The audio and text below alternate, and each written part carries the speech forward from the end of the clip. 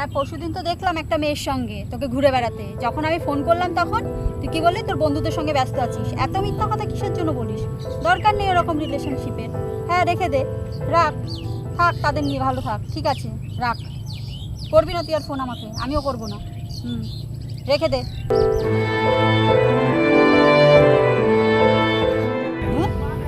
ভালো লাগে না, মাথাটা গরম করে দে।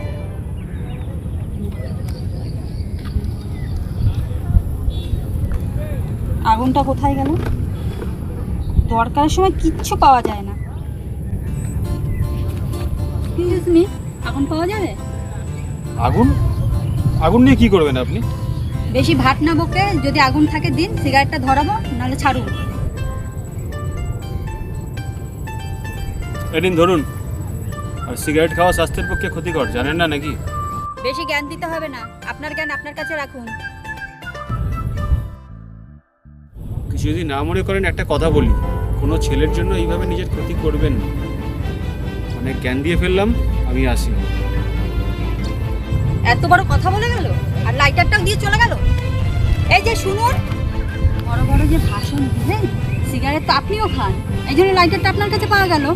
হ্যাঁ, খাই তো, আমি সিগারেট খাই তো। আর আমি জেনে বুঝে তো একটা সুন্দরী মেয়ের ক্ষতি হোক সেটা তো আমি আর চাই না। তাই জন্যই আপনি শুনবেন কি শুনবেন না সম্পূর্ণ আপনার ব্যাপার। ধরুন আপনার লাইটার সিগারেট।